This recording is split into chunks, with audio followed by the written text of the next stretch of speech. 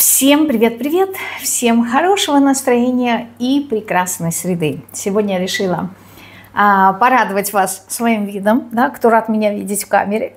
Иногда у меня бывает, проскальзывают такие нотки, когда вот мне прям вот хочется выйти в камеру и пообщаться с вами. Так, сегодня мы с вами сделаем расклад на тему, которую мне предложили, я не помню, то ли это в Телеграме было, то ли это на Ютубе. Мне написала одна женщина про сценарии, которые не закрываются. И она написала здесь, сейчас, секундочку, отрывок, где она пишет, что бы человек ни делал, более того, эти сценарии продолжаются из воплощения в воплощение, и при этом человеку приходится проживать постоянно околосмертный опыт. Ну, конечно, про околосмертный опыт мы не будем это рассматривать, да, а сегодня мы рассмотрим как раз-таки сценарии. Скорее всего, ну, у нас будет 3 позиции, поэтому в каждой позиции я по одному сценарию постараюсь посмотреть, то есть что это за сценарии, почему они не закрываются и что с этим делать. Да, вот эти вот 3 вопроса мы будем рассматривать. И акцент мы сделаем как раз на те сценарии, которые не закрываются. Если, опять-таки, для кого-то это будет открытием, ну, либо в этом направлении вы не думали, то да, действительно есть такие сценарии, и в моей жизни есть сценарии, которые мы проживаем из воплощения в воплощение. Вроде бы только антураж сменяется, а сама суть сценария, она не меняется.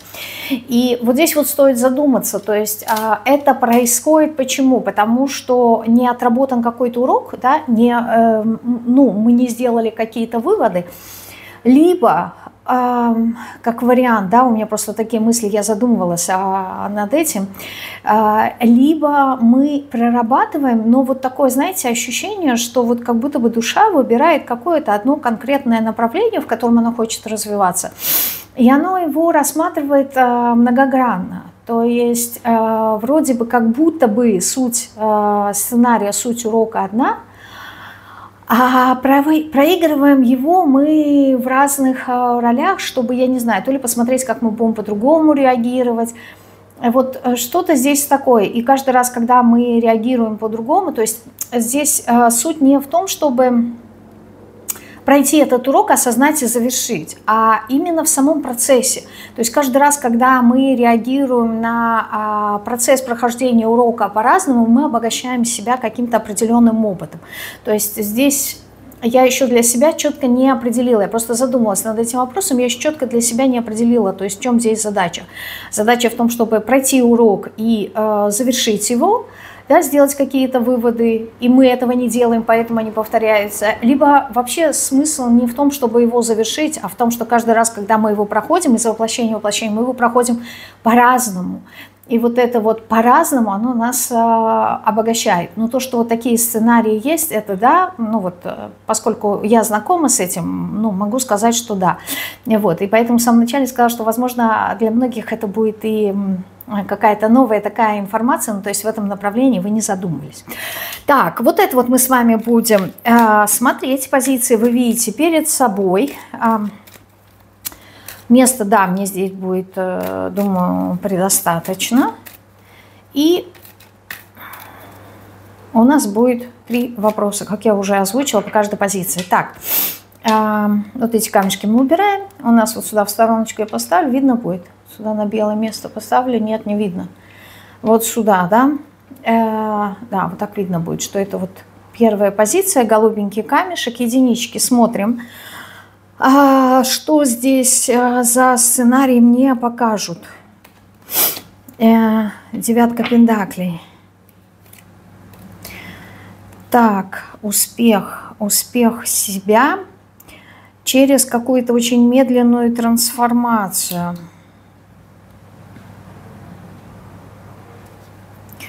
На достижение, получение чего-то. Так, сейчас, секундочку. Здесь, на самом деле, это не так-то и просто увидеть эти сценарии. Так понимаю, что здесь сценарий, он просто очень такой абстрактный и большой. Потому что по девятке педаклей, да, это вот целостность человека, а к ней мы приходим по-разному. И здесь получается, что вот вы идете к пониманию себя, к целостности себя через аркан умеренности, через медленные какие-то трансформации, которые происходят глубоко внутри вас. И вот этот вот сценарий, это сценарий по девятке педаклей. И ощущение того, что, я извиняюсь, но я просто хочу чихнуть. Я забыла, что у меня в раскладах всегда начинается такое, что я чихаю. Здесь, возможно, одного воплощения-то и не хватает по девятке педаклей, чтобы полностью прийти к себе, вот ощутить свою целостность. И, возможно, на это и уходит несколько воплощений, да, как вариант. Суть именно собрать себя воедино и ощутить свою собственную целостность. Но эти процессы, они идут медленно, да, как я уже сказала, а это внутренние процессы, и они направлены на то, что, возможно, из воплощения в воплощение, что я что-то хочу получить, да, на чем-то фокусирую свое внимание для того, чтобы получить что-то конкретное. И вроде бы вот это вот конкретное, оно в каждом воплощении может быть свое по-разному, сейчас я это уточню, но именно, и это даже не столь важно, вот эта вот точка Б, сколько сам путь, как вы идете к этой точке Б. Почему? Потому что дальше у нас идет восьмерка кубков, которая говорит о том, что вы идете именно к своему желанию, которая напрямую не имеет, как это объяснить-то? Здесь ваша цель глобальная, масштабная, это ощутить свою целостность, да, вот как будто бы, не знаю, как собрать весь опыт воедино, к примеру. Это вот большая цель, но есть маленькие какие-то подцели, и когда вы их ставите, да, чтобы прийти в точку Б, вы идете через какой-то отказ. То есть вам нужно все время, знаете как, с одной стороны как-то не привязываться к чему-то в этом материальном мире, и все время приходится отказываться. И вот этот вот отказ от чего-то, он такой болезненный, допустим. Вы что-то хотите, у вас есть какая-то цель, там, не знаю, получить какое-то образование. И вы понимаете, что для этого нужно, ну, к примеру, какой-нибудь хороший университет. Но в вашем городе, либо там, не знаю, в вашем селе, да, как минимум, нету такого университета, и надо ехать далеко. Но для этого мне нужно отказаться от того образа жизни, либо от тех удобств, которые у меня есть сейчас. И я это делаю с болью, да, то есть мне больно оставлять что-то позади, либо что-то уже обжитое, либо что-то уже понятное, но вы вынуждены двигаться. И поэтому, с одной стороны, вот какие-то ваши мечты и цели, они вас мотивируют на движение, а с другой стороны, вы понимаете, что вот здесь урок, он такой болезненный, как только вы достигаете чего-то, у вас этого чего-то забирают. Вас этого лишают, но вы это сами осознаете, что вот я должна отказаться, я должна уехать, например, с этого места для того, чтобы поступить там в университет и получить то образование, которое я хочу. Но как только вы получаете образование, вы будете понимать, что вам нужно двигаться дальше, да? Это будет, наверное, уже другой переезд, либо там еще что-то, и вам опять приходится от чего-то отказываться. То есть здесь урок, с одной стороны, вас мотивирует ваше желание, да, получить то, что вы хотите, а с другой стороны, чтобы получить это, вам все время приходится от чего-то отказываться. И это болезненное, то есть вы... Чего вы тут отказываетесь? Ну, кто-то может отказываться от семьи, а кто-то может здесь отказываться от каких-то удовольствий, наслаждений, да.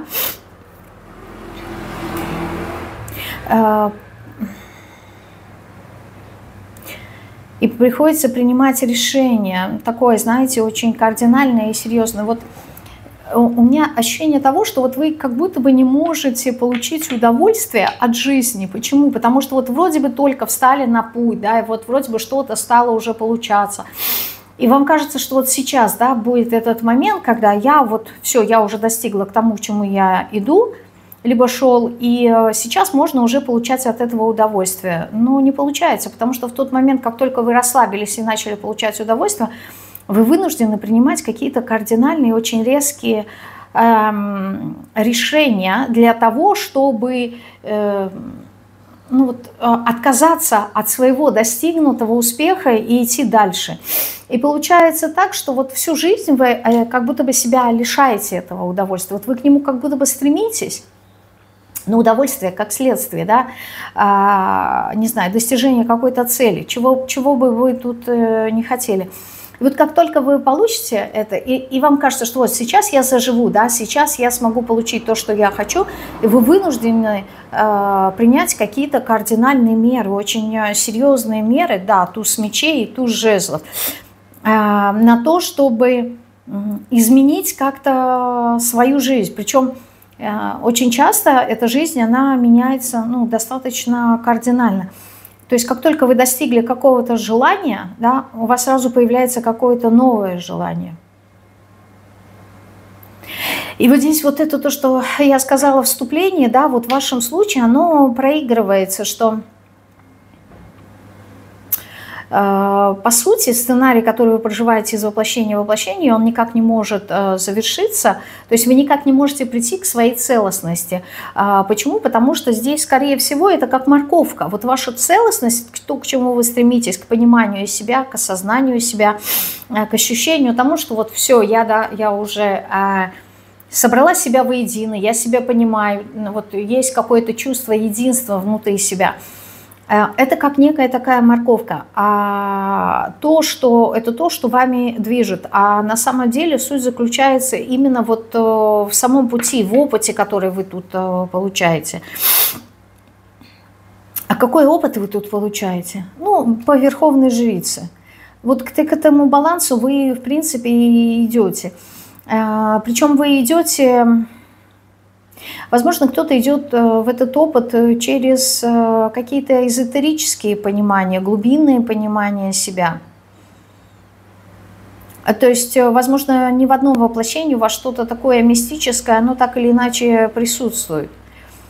В том числе здесь может быть и что-то религиозное, да, то есть в каких-то моментах, возможно, вы были либо в каких-то орденах, либо прямо, я не знаю, в монастырях, что-то такое. Здесь сказать четко я не могу, что за опыт, да, почему? Потому что, в некоторой степени, да, здесь опыт именно самой веры. А вот во что вы здесь должны верить? Шестерка жезлов. Вера, скорее всего, что все в мире, оно так достаточно гармонично и сбалансировано. И вы, когда находитесь именно в балансе с внешним миром, тогда вы ощущаете себя победителем, да, по шестерке жезлов. То есть, что значит в гармонии и в балансе с миром? Вы это воспринимаете как то, что ваше желание реализовывается, ваша социальная сфера, она вас удовлетворяет, да, что вы чувствуете уверенность в себе, да, что как будто бы вы на коне. То есть, когда социум, он не воспринимается вами как какая-то преграда, что ли, то есть все происходит само собой, достаточно благоприятно для вас, да, в вашем восприятии вы чувствуете, что вот жизнь удалась, да, я чувствую прилив сил, прилив энергии. А такое у вас часто бывает? Королева мечей. Когда такое бывает, знаете, когда вы научаетесь, либо доходите до такого этапа развития, когда разум и ваши эмоции, они находятся в балансе. Я не могу сказать, что здесь разумность преобладает над эмоциональным фоном, хотя, в принципе, вот какую-то более доминантную позицию разум здесь имеет, но в большей степени, когда есть вот это вот то, что я сказала, да, баланс, единство, о котором я говорила, оно приходит тогда, когда, простыми словами, когда ваше сердце и ваша голова, они согласовывают между собой свои желания. То есть, когда нету какого-то раздрая, да, когда есть согласие в том, что хочет сердце, и в том, что хочет ваш разум, ваш ум.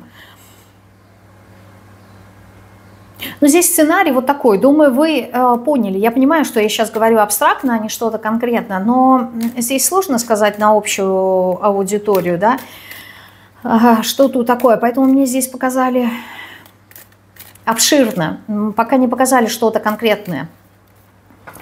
Так, вот такой сценарий. А почему он не закрывается? Ну, в принципе, логично, да, то есть если вы закроете сценарий своей собственной целостности, то, в принципе, смысл воплощения для вас закрывается, он не имеет сути больше.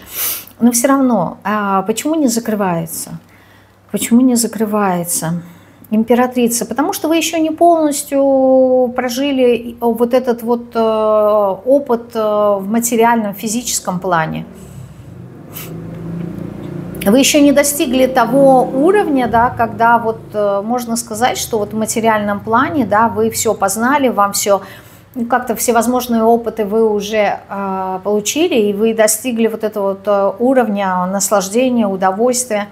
В принципе, то, что вы должны были, да, по шестерке жезлов, только здесь шестерка жезлов, а здесь выпадает императрица. То есть вы не достигли еще уровня императрицы, уровня того, когда человек просто наслаждается жизнью, и он находится в гармонии с миром. То есть вы в физическом плане еще не пришли к состоянию гармонии, когда вот вас сама жизнь радует, без каких-либо достижений и целей, да, то есть не надо никаких морковок вам здесь для того, чтобы вот просто жить, получать удовольствие и наслаждаться. То есть здесь вот такого высокого уровня вы еще не достигли. Почему еще не закрываются? Семерка кубков, потому что есть еще какая-то иллюзорность и девятка жезлов, которая периодически вас останавливает и не дает двигаться дальше. То есть вы как-то периодически опустошаетесь энергетически из-за своих каких-то эмоций не совсем реалистичных. То есть, в принципе, да, как я сказала, должен быть разум и сердце, они должны быть в балансе, в гармонии. Но в большей степени в королеве мечей, да, как я сказала, есть доминантная нашего ума, да, то есть когда разумности, когда человек, да, он находится в гармонии со своими эмоциями, но в большей степени он умеет управлять ими. Ну, то есть он осознает, да, что не эмоции должны мной управлять, а в некоторой степени, да, человек берет верх, да, над своими эмоциями, над своими гормонами, насколько это возможно. И вот здесь вот этого еще нет. То есть в каких-то моментах, я не могу сказать, что вы срываетесь, просто семерка кубков, она говорит о том, что порой ваш разум затуманивается какими-то состояниями, которые не совсем реалистичны, да, придуманными в некоторой степени. И еще почему не закрываются эти сценарии, король кубков? Потому что вы еще не прожили вот ту глубину, вот эта вот эмоциональность, она есть, потому что вы еще... Вот вам еще необходимы какие-то состояния для проживания. То есть вот такое чувство, что вот эта вот иллюзорность, да, воображение, какая-то глубина внутренняя, но немножко придуманная, немножко фантастичная, она вам еще необходима. То есть вам еще хочется поиграть вот в какие-то игры, когда, я не знаю, когда вот вы включаетесь эмоционально во что-то.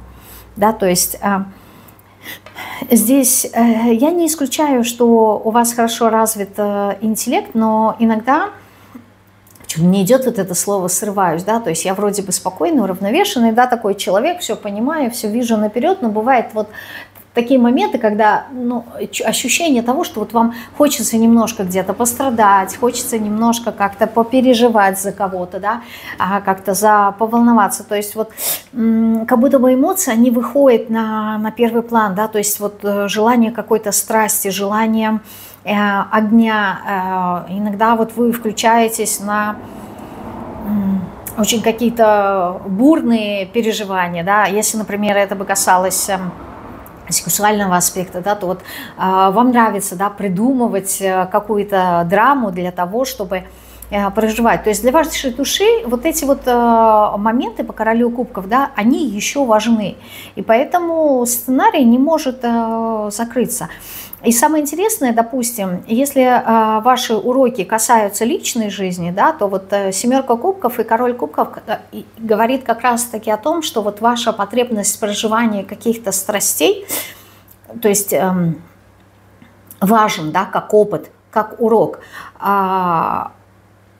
Но, с одной стороны, оно иллюзорно, да, вы как будто бы это и осознаете, что вы приукрашиваете какие-то качества человека, да, то есть вы придумываете иногда то, что, то, что нет в реальной жизни, вы это осознаете, но вы как будто бы внутри себя выбираете, что да, мне это надо, да, я понимаю, где-то сами себе наступаете на горло, и если иногда вы думаете, ну почему же я так делаю, то это вот как раз-таки бессознательный сценарий, который говорит о том, что этот опыт вам нужен. Поэтому иногда, даже не иногда, а чаще всего, когда мы что-то не понимаем, проще это принять, даже если мы это не понимаем, потому что так или иначе нами управляют всевозможные сценарии, и мы...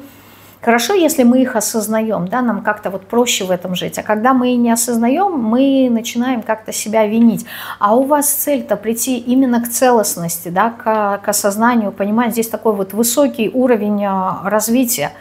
Вот. Но пока, так скажем, в вашем театре одного актера, да, вам важно проигрывать вот эту вот роль, там, я не знаю, какой-то драматической актрисы, не потому что вам нравится драма, а потому что вам нравится, вот когда кипят эти эмоции, да, когда есть, там, я не знаю, флирт, когда есть страсть, когда есть... Вот вы как будто бы так понимаете, когда проживаете эмоции, вы ощущаете себя живым человеком. Вот когда этих эмоций нет, да, вам кажется, что я не живу, а порой, в вашей жизни, я так понимаю, что не всегда есть эти эмоции.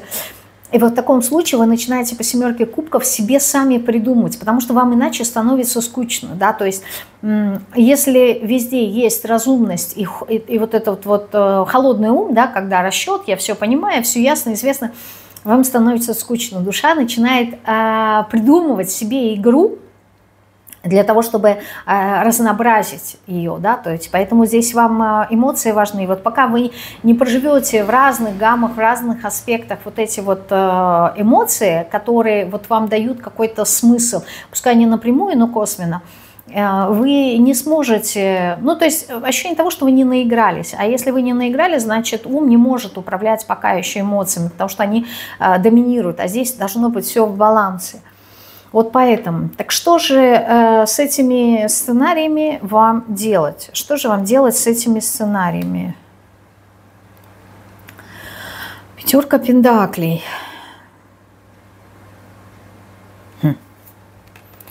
Тройка мечей.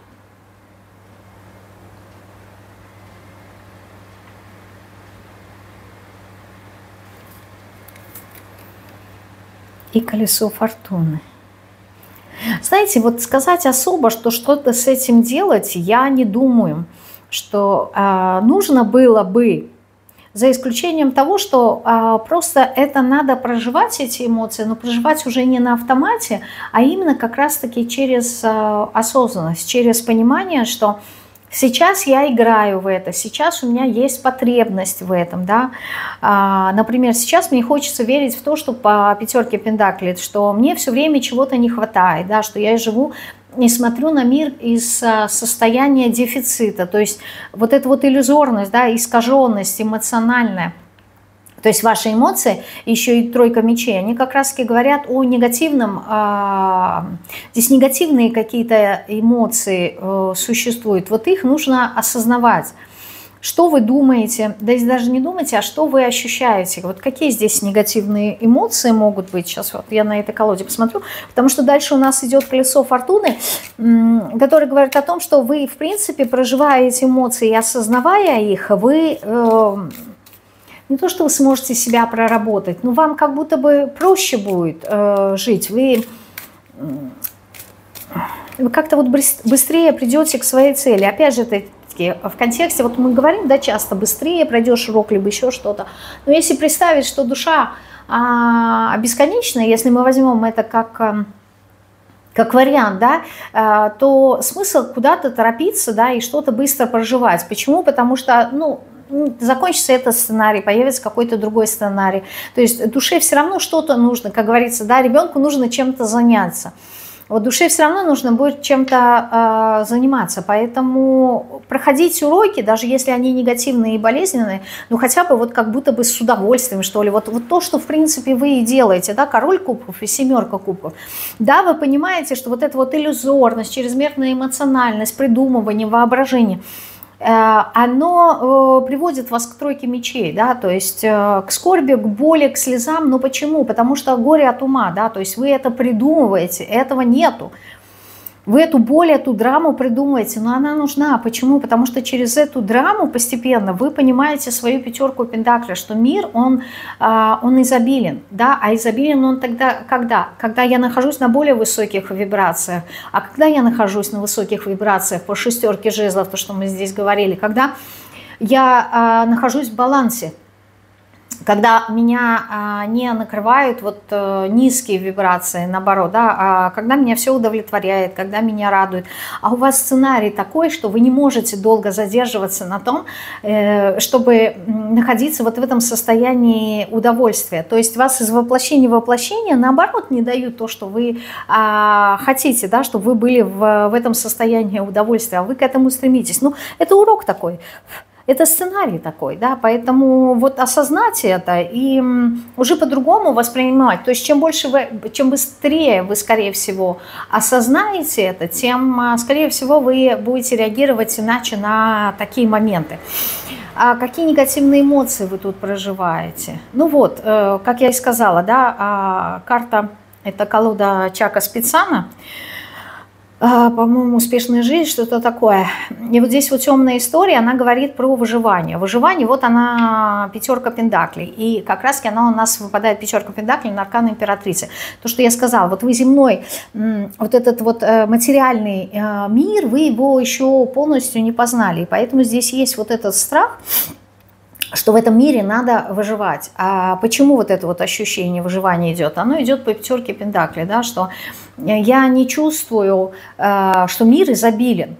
А императрица говорит о противоположном, да, что мне надо научиться видеть именно вот эту составляющую мира, да, что все в гармонии, все в балансе. Вот то, как ты себя ощущаешь, вот в этом состоянии ты и притягиваешь, даже не то, чтобы притягиваешь, а ты начинаешь замечать все волны, которые соответствуют твоему внутреннему состоянию. То есть мир, он нейтральный, по сути, да, он не заряжен энергетически ни в плюс и ни в минус.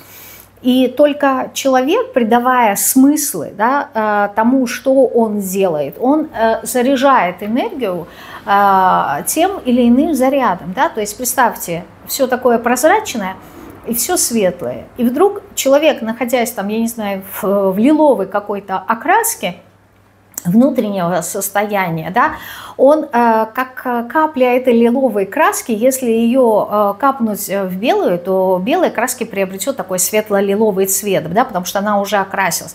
Вот так и пространство ваше. Если вы находитесь, допустим, в серых каких-то тонах, да, то ваша капля серого цвета, упав в белый, вот это вот не белый даже, а в прозрачный, без цвета, да, скажем так, без преломления свет, оно и получит вот эту серый окрас. И вы будете смотреть на все как раз через призму серого цвета, через призму того, что мне надо выживать. Вот здесь вот этот сценарий, он не случайный, вот эти вот негативные эмоции выживания. Почему? Потому что у вас же сценарий, да, тот, что как только я дохожу до чего-то, да, до какого-то своего успеха, и я говорю, что вот, все, сейчас я буду кайфовать, получать удовольствие по императрице, вас сразу этого лишает и говорит, нет-нет, иди дальше, забираем у тебя, лишают вас по пятерке пентаклей, и вы заново как будто бы начинаете с нуля. И вам кажется, что ваша цель – это все время приходить к удовольствию. Но опять же таки я сказала, что это морковка, а цель просто идти по этому пути и обогащать себя какими-то новыми знаниями, новым опытом. И вот здесь вот ваш сценарий, он через выживание. Вам кажется, что жизнь сложная, ну, если это через выживание, ясное дело, что у нас здесь вопросы финансов будут, да, про выживание. Плюс ко всему вопросы, опять же таки, одиночества будут вставать. Почему? Потому что, когда я с кем-то, я понимаю, что я могу разделить ответственность, я могу попросить о помощи, поддержке. Когда я разделяю себя от этого мира, есть я, есть другие люди, да, нет вот этого единства, к которому вы должны прийти по девятке пентаклей, ваш главный сценарий. Вы все время будете ощущать того, что мне сложно. Почему? Потому что один в поле не воин, да, и вам сложно выживать в этом мире, нести какую-то ответственность. И этот страх, он будет усугубляться все время, да, то есть вопросы выживания, они есть, но вот за ними скрывается как раз-таки то, что я сказала в самом начале, один главный сценарий. Причем, заметьте, да, вопрос выживания, он может быть как раз-таки из одного воплощения в другой, да, то есть в одной жизни вы действительно могли быть бедными, и у вас это заикарилось, а в другой жизни вы, наоборот, можете быть богатым человеком, но вот страх выживания, да, в контексте, что у меня все заберут, вот, и как же я потом буду жить, да, то есть страх, что меня лишат моего там имущества, либо еще что-то. То есть он по-разному может проигрываться, но суть одна. Дальше, какие здесь еще негативные эмоции есть про выживание? Ну вот страх, да, выпала вот карта под названием «Страх». Страхов много. Какой здесь самый главный страх? Ну вот страдания, да, страдания. То, что я и говорила про тройки мечей. Но опять же таки, страх страдания. Когда мы страдаем? Когда меня оставляют, да, когда я не востребован, когда я не нужна. В общем, следствия много разные могут быть, да, вот эти вот раздражители, которые могут вызывать это страдание. Но мы помним, ваши страдания, они вам нужны. Почему? Потому что душа придумывает, опять же, эмоции. И причем, я не знаю, по какой причине вы выбираете именно негативные эмоции, а не позитивные. Ну, видимо, они нужны, либо они как-то вот более актуальны для вас. Да? Я не могу здесь сказать причину. Но вот страдания здесь, это вот ваш главный, так скажем, доминирующая какая-то ваша эмоция. Опять же таки, она выпадает у нас как раз-таки на 7 кубков с самого начала, да, у нас выпадает аркан умеренности, да, это вот баланс эмоций. Дальше у нас под ним идет 6 жезлов. Когда я сказала, да, я реализована в социальной сфере, да, мои желания реализуются, вот, мои амбиции реализуются, я чувствую себя на коне. Почему? Потому что я востребован. Как вы можете реализоваться в социуме? Тогда, когда вы востребованы, когда вы взаимодействуете, когда вы открыты. Но когда вы начинаете взаимодействовать с людьми, у вас включается под 6 жезлов, у нас идет 7 кубков, всевозможные эмоции, да, то есть я приукрашиваю людей, я придумываю их какой-то свой идеальный мир, какую-то утопию, да, вот когда мне хорошо верить в то, что я хочу, то есть включается здесь этот сценарий и включается. То есть если в 6 жезлов, наоборот, если в умеренности я нахожусь в нейтральной позиции баланса, этот баланс дает мне результат 6 жезлов, да, то есть я реализовываюсь, а потом идет отклонение. Какое? Через эмоции, через то, что я начинаю придумывать иллюзии. То есть мне скучно становится, когда все хорошо, когда я могу реализовать свои желания. И когда у меня включается 7 кубков, что происходит? 3 мечей, я начинаю страдать, и выпадает как раз-таки под ней карта страдания. Вы получаете удовольствие от этого страдания. Удовольствие в контексте чего? Есть в нем, вот в этом страдании какая-то сладость, что ли, вот какая-то такая порочность, вот то, что вам здесь не хватало по королю кубков, какая-то вот в страданиях есть страсть, в ней есть огонь, в ней есть ощущение жизни, то есть мы привыкли воспринимать страдания, опять же таки, да, как что-то негативное, неприятное, какое-то вот оставляет послевкусие, очень много слез. Но если посмотреть с другой точки зрения, что позитивного есть, да, потому что ну, ничего в мире все сбалансировано, условно говоря, да, то есть одно вытекает из другого, и все взаимосвязано. Так вот, ну, не бывает просто так негатива только в страданиях, либо, например, в радости. Ну, не бывает, чтобы радость, она была чисто белая, да. Мне все равно какой-то окрасок, ну, минусовой он присутствует. Так вот здесь, вот в этом страдании, вот как я и сказала, да, игра одного актера, вы получаете удовольствие. Вот в этих страданиях, как ни странно, да, плюс заключается в том, что вы начинаете себя понимать лучше. То есть через эти страдания вы понимаете, где я носила розовые очки, да, почему я страдаю. И это происходит не сначала. Вот тут вот нужна вот эта осознанность, о которой я говорила чуть выше. Когда вы понимаете, что меня завело в это состояние страдания, да, что я должна в нем увидеть, что такого полезного и нужного мне сейчас есть в этом страдании, какое-то качество, оно всплывает на поверхность, оно мне подсвечивает, а я его не вижу. То есть если вы включаете 100% в страдании, вы никакой урок не вынесете из этого. А если в этот момент вы себе говорите: окей, я страдаю, это ясно, это понятно, да, это эмоция. Но есть же в этой эмоции что-то такое, что меня притянуло. Страдания просто так не приходят. Да? У нас все волны, которые мы притягиваем к себе, они идут на созвучие. Вот сценарий страдания у нас есть. Но почему из всех сценариев, допустим, я выбираю вот это вот выживание, страх и страдание? Почему я не выбираю какой-то другой сценарий? Да? Что в нем есть такого? Да? Вот мне просто показывает, что вот в этих страданиях есть какая-то такая сладость. Вот вам нравится, понимаете, вот... Есть люди, которые вот себя ведут, знаете, как не то чтобы лицемерно, а вот ты смотришь на них и ты понимаешь, что вот как-то наиграно, да, например, какой-то негативный сценарий, там, я не знаю, потери, утрата, допустим, человека, и ты видишь, что, ну, проходит, например, процесс захоронения, вот она страдает, она убивается, она прям вот так рыдает. И я не говорю, что она это не ощущает, женщина, да, но иногда ты понимаешь, что это наиграно, что да, есть у человека боль, да, и каждый свою боль проживает по-своему, кто-то вообще никак не выражает, вот, но это не значит, что у человека нет.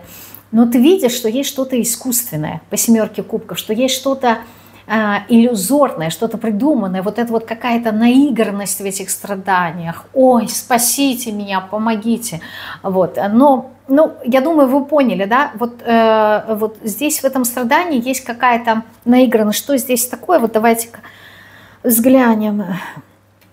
А вообще это ваш страх. Я боюсь, что я останусь в выживании, да? Без денег не смогу выжить, и я буду страдать. Что есть в этом страдании? Вот в этом страдании аркан силы, в этом есть ваша сила. Ваша сила. То есть если вы включите осознанность, да, вот именно в момент страдания, вы увидите, что, ну, помимо того, что вы туда сливаете много энергии, вы увидите, что вот эти страдания вы можете сделать своей силой. То есть знаете как? Когда человек упал на колени в какой-то ситуации, вот вы пострадавшие, вы как-то умеете потом себя собрать и встать с колен. И вот после того, как вы упали, вы находите в себе силы встать, но вы уже встаете другим человеком. Вот это вот другим человеком, это тот опыт, который вам нужен, понимаете? То есть если бы вы не падали, вы бы, ну, не находили в себе силы. То есть вот что-то есть такого, что вот в этих страданиях обогащает вас пониманием себя, что ли, то есть в вас просыпается ваша воля, либо вы умеете собрать себя в кулак и потом двинуться вперед. То есть что-то в этом такого есть, да, есть какая-то сила, есть какой-то плюс, какая-то мощь. Да, паж пентаклей. Потом вы начинаете выстраивать, подготавливать почву для того, чтобы изменить жизнь. Вот здесь, понимаете, здесь такое ощущение, что вот вы, чтобы мне не говорили, энергия того, что я получаю удовольствие от того, что я страдаю. Да, то есть, скорее всего, здесь в поле ощущается энергия человека, который очень сильный, очень волевой. И он может получать по 6 жезлов то, что он хочет. То есть, ну, вам легко это дается. Возможно, древняя душа, не знаю, много опыта, знаний. И вот просто пойти и что-то взять. Для вас это скучно. Вот взять, я имею в виду какую-то цель, достичь, да. Это скучно, потому что если вы поставите себе цель, ну, вы очень быстро к этому приходите, да, потому что есть для этого разумность, есть интуиция, много чего есть, и вы очень быстро приходите. И вот этот вот быстрый путь, он становится скучным. То есть, знаете, когда легко, как обычно мы говорим, да, мы не ищем легких путей. Вот это вот как раз-таки про вас, да, то есть, ну, легкий путь скучно, а давай-ка я себе усложню путь. И вот это вот усложнение, оно идет как раз-таки через страдания, через выживание. Мне надо выжить. Ну, внутри себя вы понимаете, что это выдуманное. Почему? Потому что не потому, что у вас действительно не бывает таких этапов, моментов, когда денег нет, либо действительно вы как-то выживаете. Нет, такое есть, но это следствие как раз-таки ваших эмоций. И если вас спросить в этот момент, ну, если убрать негативные какие-то переживания, то вы, в принципе, знаете, как выбраться из этой ситуации. Вот. Но по каким-то причинам нравится это, знаете, как некое такое искушение по дьяволу. Это ты знаешь, что есть какие-то сладости рядом, да, есть какая-то зависимость, и зависимость иллюзорна, ты от нее отказаться не можешь. И вот сколько бы ты усилий не прикладывал, ты понимаешь, ну не могу я отказаться от этого, да, вот меня тянет туда. Но вот в этом есть какое-то удовольствие, понимаете, вот в зависимости есть какое-то удовольствие. То есть я себе запрещаю, либо это запретный плод сладок, да, то есть это запрещено, но когда я против каких-то рамок иду, да, против каких-то запретов, и я это получаю, я этим наслаждаюсь, да, потому что я справился, я сам себя обманул, да, и я смог, сам себя обманул. Семерка, все семерки, вот точно так же и семерка кубков, они иллюзорны, их иллюзорность заключается в том, что эмоции преобладают, но эмоции здесь преувеличенные, да, здесь вот прям как затуманенность рассудка идет. Вот, в общем, вот такая вот была первая позиция. Как давно я так живьем не выступала, так здорово. Всегда говорю и очень редко записываю. Так, ладно, мы убираем первую позицию. Так вот, отодвину. Позиция номер 2. Красненький камешек. Сюда видно, да? Видно. Так, двоечки, смотрим вас, да, что за сценарий мне здесь покажут, который вы никак не можете закрыть из воплощения в воплощение, что вы тут проживаете. Аркан шута. Причем, если по первой позиции сценарии, которые, в принципе, люди сами себе придумывают, то здесь вот как будто этот сценарий, он вам дается свыше. То есть по первой позиции люди могут повлиять на свой сценарий, но они его выбирают, скажем, осознанно, да, потому что душа делает выбор осознанно, а люди делают, ну, не всегда это осознают, но это выбор, это сделанный выбор. А здесь как будто бы ваш сценарий по шуту, он дается вам свыше, вот вы на него как-то повлиять не совсем можете. И это сценарий, я уточню. Пятерка жезлов, шут и пятерка жезлов. Знаете, вот как будто вы все время сражаетесь, сопротивляетесь, как-то вот боретесь, прикладываете усилия, как-то боретесь как-то с глупостью. Вот здесь какой-то сценарий такой, то ли вы всем должны как-то доказывать, что я не дурак, да, вот в прямом смысле, то ли вы боретесь с глупостью других людей. То есть здесь какая-то энергия такая, знаете, незрелая, не оформившаяся. И вы прикладываете усилия, туз пентаклей, да, борьба. Сейчас туз пентаклей и туз кубков.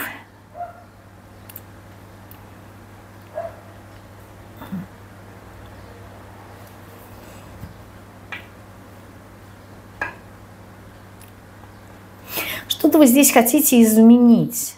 Изменить. Что хотите?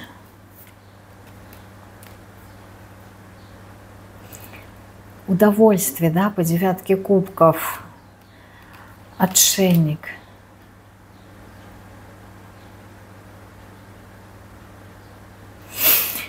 Сейчас, секунду. Здесь как-то так интересно идет, да, то есть с одной стороны я как будто бы не приемлю, а в других людях вот может быть какую-то наивность, какую-то доверчивость, вот все, что соответствует детской позиции, да, незрелости, безответственности, в некоторой степени глупости. Шут и отшельник. противоположность, но при этом вы, как здесь сказать, здесь такое чувство, что вот вы хотите из себя это искоренить, но по сути это то, что вам приносит удовольствие. То есть вот вы вот в этой какой-то открытости, глупости находите свою мудрость. Интересный такой момент. Вы избавляетесь от того, либо хотите избавиться от того, что по сути является для вас большой ценностью. То есть здесь какой-то такой урок идет. И вот урок именно через глупость, мудрость, вот какая-то такая здесь дихотомия, вот двойственность вот эта. С одной стороны глупость, а с другой стороны мудрость. То ли вы, избавляясь от какой-то наивности, да, и незрелости, должны прийти к состоянию мудрости, то ли вы в этой наивности и как-то вот вне рамок, да, движения вне рамок, непредсказуемости, вы находите какую-то мудрость.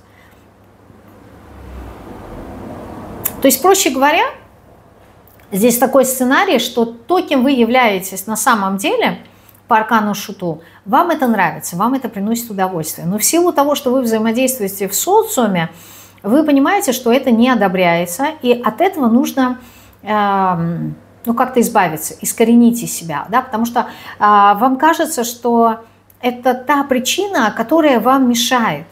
То есть вы не видите в этом свою силу, вы не видите, что вот в этом и есть ваша изюминка, ваша фишка, то есть умение мыслить, возможно, неординарно, быть непредсказуемым. Знаете, с одной стороны, это еще же ведь и пугает людей, да, то есть люди, допустим, ну, боятся оставить ребенка одного дома не потому, что там, не знаю, нету доверия, не то чтобы нету доверия к ребенку, они просто не знают, что он может выкинуть, да, вот куда он может, вот, оставляет мама ребенка маленького, да, допустим, дома, буквально минут на 15, я не знаю, сходить в ванную, да, там, помыть голову. Вот она все время в каком-то напряжении. Почему? Потому что ребенок, он непредсказуемый. Она не знает, что он выкинет. Да? То есть особенно, когда ребенок шумит, ты понимаешь, что все окей, да, шумно, слышно. Но если вдруг он затих, значит, что-то он там собирается сделать. Вот. А что, мама не знает. Да? И вот эта вот непредсказуемость, она пугает людей. А здесь получается, что люди вот вас как будто бы таким человеком воспринимают, что вы, ну, неизвестно, как вы среагируете в тот или иной момент. И вот эта вот непредсказуемость ваша, да, неожиданность в ваших действиях, она настораживает людей по отношению к вам. И, возможно, вы понимаете, что вот с таким характером, в кавычках, да, вы не можете выстроить каких-то доверительных отношений, а вам хочется. То есть у меня ощущение того, что вы все время себя приводите к какому-то состоянию нормальности, опять-таки в кавычках, да, чтобы быть как все, чтобы быть нормальным, чтобы быть понятым, а люди вас не понимают. Вы в этом находите какую-то мудрость, да. Почему? Потому что, ну, вы понимаете, что это индивидуальность каждого человека, да, то есть я не иду по протоптанной дорожке, я иду, допустим, в соответствии, ну, в потоке, да, в соответствии с тем, куда меня ведут высшие силы, ну, у вас есть такой вот контакт с высшими силами, да, то есть вы на самом деле можете быть не от мира сего, и это классно, это здорово на самом деле, но... То есть это ваше восприятие, да, потому что, ну, по девятке кубков вы от этого получаете удовольствие. И отшельник говорит о том, что именно в этом состоянии вы находите в каком-то таком глубинном видоизмененном, да, не похожем, может быть, такое тоже может быть, какие-то свои ответы на вопросы, да, то есть вы живете как-то вот, ну, не так, как большая масса людей. И вы от этого получаете, как я уже сказала ранее, да, удовольствие, вам это нравится. Вот это какое-то, может быть, для вас по тузу кубков, да, состояние наполненности, состояние любви. Это то состояние, которое, ну, помогает вам, оно привносит какие-то изменения. Но это одновременно является и той причиной, что люди вас не понимают. Они не понимают, кто вы есть. И вот в этом вам сложно. Поэтому вы как-то вот по 5 жезлов подавляете в себе это. Вот эти вот качества. Потому что вам так кажется, что именно в такой позиции, да, вы будете по отшельнику, да, будете казаться людям как-то мудрыми. Почему? Потому что здесь еще такое ощущение, что вот когда я что-то говорю, это осуждается, либо не принимается. Люди считают, что вот я там что-то смолола, да, что-то такое вот неадекватное. А потом по факту получается именно так, как вы сказали, так оно и есть. Но признаться-то людям в том, что вы были правы, сложно. И поэтому вот их отношение к вам, оно какое-то вот несерьезное. Только лишь потому, что есть страх. Не потому, что то, что они вас не понимают, это да. Но здесь вот какой-то страх есть других людей. И вы этот страх считываете, и поэтому хотите подавить своего шута и войти в архетип отшельника, да? Мудрого, знающего. Вот, но это не ваша роль. Это не ваша роль. Вот в этом сценарии вы и проходите, да, он никак не может закрыться. То есть вы никак не можете определиться, вы отшельник, либо вы шут. Это, знаете, как мы говорим, в каждой шутке есть доля истины. Вот это ваш как будто бы, девиз по жизни. Причем даже если, допустим, у вас есть какие-то эзотерические способности, вот никто не верит в них.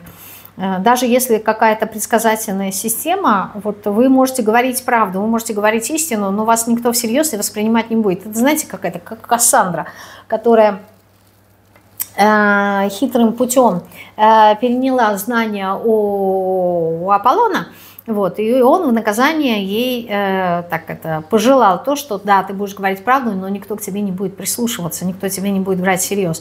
И вот это вот стало для нее ее, как по-русски катара, как проклятие, да, то есть говорить правду, а тебе никто, в контексте предсказаний, а тебе никто не верит. Вот что-то тут такое. Плюс еще ко всему вопрос доверия. Здесь сценарий, мы посмотрим, да, сейчас негативные моменты, какие здесь проигрываются. Но я уже вижу, как какой-то вопрос доверия встает к себе и к другим людям. И что-то с категоричностью здесь идет. Так, стресс, да, стресс проживаете, это ясно, потому что вас не понимает, отсутствие ясности. Вот, и здесь главная ведущая такая эмоция – это стресс, фантазии. Фантазии, вот, и как раз-таки фантазии у нас упали на аркан шута, да. То есть придумывание.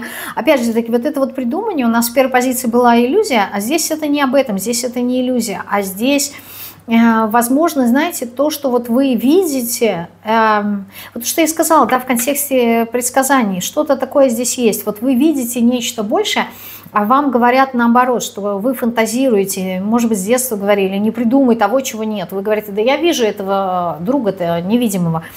А вам, как ребенку, говорит, да нет, не придумай, не фантазируй. Причем вас все время в этом осуждают.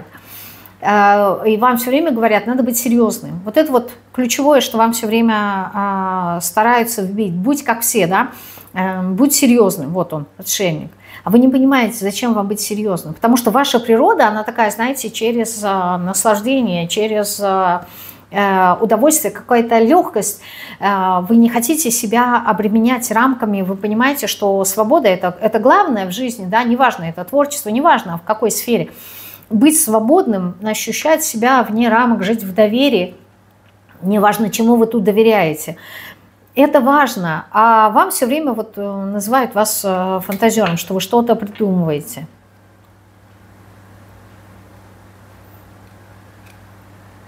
И вам все время хотят толдычат в то, что выпал аркан нужды, и он падает на отшельника.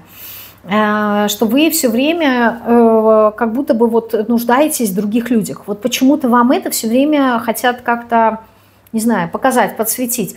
Но это не так, да, вы сами по себе прекрасно можете проживать. Я бы сказала наоборот, что люди в вас нуждаются. И вот когда бывают какие-то ссоры, первое, что вы можете услышать, это, ну ты еще ко мне придешь, да, то есть ты во мне будешь нуждаться. Здесь как-то такие установки вам дают, что вы должны, ну, либо нуждаетесь в ком-то, вот ты без меня никто, вот почему-то такое идет. Особенно если это, допустим, касается отношений, да, то один из партнеров все время, если это какие-то абьюзерские, да, ну, либо дружба, вот ты без меня никто, это я тебе помог, либо помогла, это я, вот это я, а ты как будто бы никто. Почему? Потому что ты маленький ребенок, ты незрелый, у тебя нету своей личности, нету у тебя своего мнения, поэтому ты все время будешь нуждаться. Вот какая-то такая, причем нужда не в финансах. Здесь нужда именно в людях. Давайте я спрошу, у вас есть нужда в людях? Вот мне просто любопытно стало. Аркан справедливости. Ну, нужда есть только в том случае, когда вот силы, они должны быть, ну, выровняться. То есть, ясное дело, во взаимодействии с социумом, да, мы все друг другу нужны, но здесь не должно быть перекоса. То есть это не так, что вы нуждаетесь в другом человеке, а другой человек в вас нет. Да? Это вот как-то взаимное, но почему-то именно в вашем тандеме, в ваших взаимоотношениях подчеркивается сторона, что вот вы должны нуждаться, да, в других. А как будто бы другой человек в вас не нуждается. Да? Я типа, так знаете, снисходительно разрешаю тебе побыть рядом со мной. Вот какая-то такая здесь история идет. Вот у меня такое ощущение, что вы какая-то, знаете как, неважно сколько лет, как мальчик на побегушках. Вот как-то люди считывают вашу энергию, что именно незрелости, да, что с вами... Что такое-то, комар гусю? Что с вами можно, как, знаете, принеси, подай, ну, как, ну, не берут вас всерьез. Как-то не очень-то хорошего мнения о вас, хотя вы вообще обладаете здесь такими способностями, ну, вот помимо, как я уже сказала, как оно называется, видение, да, ну, есть здесь какие-то экстрасенсорные способности, более ярко выражены. Почему? Потому что шут, он находится, не знаю, он является миром, да, а он еще не наработал какой-то опыт, и поэтому он находится ближе к первоисточнику. Тут у нас еще плюс 2 туза выпало, да, что тоже есть первоисточник. И поэтому он напрямую может получать все, что ему необходимо. То есть, и поэтому и знания какие-то, яснознания, ясновидение, яснослышание, такие экстрасенсорные способности. Вы вообще и мир видите по-другому. Что здесь за способность? Ну, у вас разносторонние какие-то знания, они, может быть, не совсем глубокие, в некоторой степени поверхностные, но их очень много. Либо вы получаете эти знания как-то вот из пространства, очень легко, по тройке кубков. Что-то здесь с информацией связано. Так, ну, это не тема расклада, смотрим дальше. Значит, что за сценарии вы поняли? Почему они не закрываются? Вот почему они не закрываются? Королева Пентаклей. Потому что через эти сценарии ваша задача здесь по Королеве Пентаклей понять свою ценность. Вот научиться выстраивать границы, а у вас нет этих границ, потому что шут он, какие границы? Мы все едины, да, мы все живем под одним солнцем, под одним небом, да, то есть я это ты это я, мы с тобой одной крови, ты и я. Вот здесь что-то такое, поэтому вас и воспринимают как незрелого человека, да, и вот часто манипулирует, вот принеси, подай, все такое. Потому что у вас нету границ. А границ у вас нету не потому, что вас не научили, потому что вы не видите смысл в этих границах. Вы не видите смысл, там, я не знаю, допустим, с эзотерической точки зрения выстраивать какие-то защиты. Зачем? Моя защита – это мой свет внутренний. И если я буду выстраивать защиту, да, то, по сути, я закрываюсь, ну, не только от внешнего мира, да, я и к внешнему миру закрываюсь. То есть не только негатив ко мне не заходит, но и позитив не заходит. Поэтому вы не понимаете, зачем выстраивать какие-то границы. То есть вам кажется, если кто-то что-то хочет, ты просто приди, попроси, я тебя дам, как говорится, и последний. Вот у вас есть такое. Сценарий не закрывается, потому что так вы понимаете по королеве Пентаклей себя, свою ценность, кто вы есть, понимаете свою пользу. И плюс ко всему, вот вы такой же ведь человек заботливый, внимательный по отношению к другим. Здесь вот это вот вам нужно понять. Когда вы научитесь ценить себя, а вам это сложно. Почему? Объясню. Потому что вот вам говорят, надо прийти к королеве Пентаклей. Я вас искренне прям понимаю, да, когда... А у вас программа по шуту, да, то есть я хочу быть свободным, независимым, непредсказуемым, когда вот я вот прям одержим чем-то, вот чем-то вдохновился, мне это очень нравится, да, как вида какое-то измененное состояние, я прям вот какая-то мания, да, я этим занимаюсь, и мне абсолютно наплевать на ваши правила, на ваши какие-то нормы. И вот я от этого получаю удовольствие, и в этом состоянии человек вообще видит мир по-другому. А вам, чтобы понять свою собственную ценность, вы должны жить в мире людей, которые видят мир так же, как и вы. А в мире, в котором вы живете, нету таких людей, ну, по крайней мере, в вашем окружении, которые бы жили так, как вы, чтобы были какие-то такие взгляды. Здесь, знаете, как первооткрыватели, например, люди, которые, не знаю, всю жизнь купили себе дом на колесах и вот бороздят этот мир в удовольствие, наслаждение, получение какого-то нового опыта и могут, например, ездить в одиночку с каким-нибудь животным, там, собачкой либо кошечкой, и им от этого кайфово. И люди на них смотрят и не могут понять, в смысле? У тебя нету цели купить дом, у тебя нету цели выйти замуж, родить детей. Ну, то есть общепринятых каких-то стандартов. Человек говорит, какие дети, здесь столько всего еще нужно узнать. Аркан Шута. Мир, он вот прям изобилен, он фонит вот этим изобилием. Зачем мне привязываться к чему-то конкретному? Вы этого не понимаете, и люди вас не понимают. И вам кажется, что вот такой, какой вы есть, и такая, какая вы есть, вы уже классная, суперская. Так оно, в принципе, и существует. Но здесь нужно по королеве Пентаклей понять свою собственную ценность. Вы иногда не понимаете, почему? Потому что вы вот в силу своего какого-то огромного масштабного видения мира, вот увидеть какой-то пиксель для вас это вот некое ограничение, да, то есть как я себя могу ограничить тем, что, например, там моя ценность в том, что я забочусь. Ну, там, люди, например, говорят, ой, какой ты заботливый, какой ты внимательный. А вы это не можете понять, не можете оценить. Почему? Потому что в вашем мировоззрении заботиться о другом человеке – это как дышать воздухом, это естественно. И поэтому вот ценность помощи, она для вас аннулирована, вот именно для вас. Почему? Потому что это естественный какой-то процесс, вы же не задумаетесь, насколько ценно дышать. Конечно, когда есть там проблемы с легкими, либо какие-то заболевания дыхательных путей, тогда вы понимаете, блин, как классно, когда ты дышишь самостоятельно. Вот. А так-то, в принципе, люди не задумываются. Вот вы это такое, вот вы в этот воздух, вы этот воздух, как воздух можно оценить, да, королева Пентаклей, ну, то есть Пентакли, Земля и воздух – это вообще противоположные какие-то энергии, они не братские, они не дружат. И поэтому вот этот сценарий вы пройти не можете, да, потому что ценность себя – это любая оценка. Я оцениваю себя, я нахожу то, что ценно во мне. А в вашем восприятии ценно абсолютно все.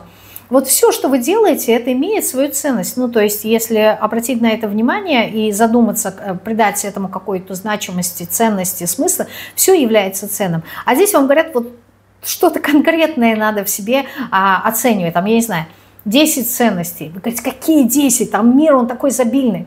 Я этого просто не понимаю. Да?